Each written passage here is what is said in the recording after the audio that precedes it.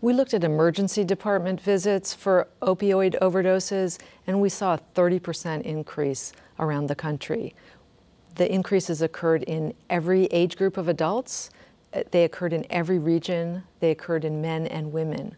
No part of the country is being spared this fast-moving epidemic.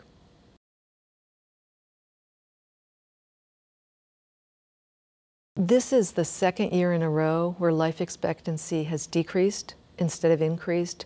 We are potentially on track to lose a generation, and we need to make sure that we work together to tackle this epidemic.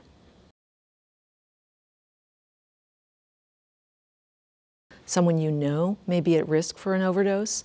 We think that wider availability of naloxone to wake people up from overdoses is important. We think emergency departments can be working to help individuals who present for overdoses navigate through to the care and treatment system. And we think family members can be trained in the emergency department about how to look for worrisome signs and how to help their loved one get to care. We know that there are backlogs for treatment and that expanding access to treatment is very important right now. We know for prescription drug use that the need for insurers to cover the non-opioid types of treatment for people with chronic pain are also important.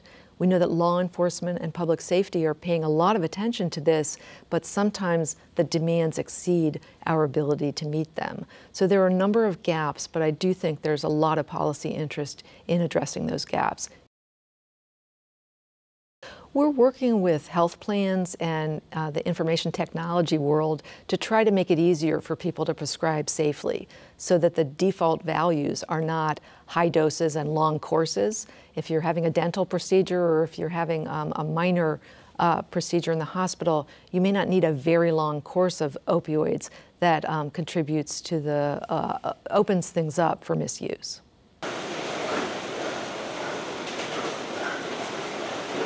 We think that use of prescription drug monitoring programs, or PDMPs, is really important.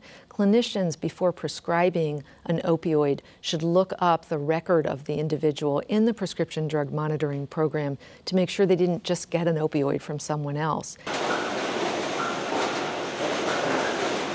We saw over 50% increase in overdose visits in the large urban centers. That might relate to the local drug supply in some of those areas, but I think we're going to need to follow this because we have been seeing changes in local supply, changes in response, and again, this is a very fast-moving epidemic.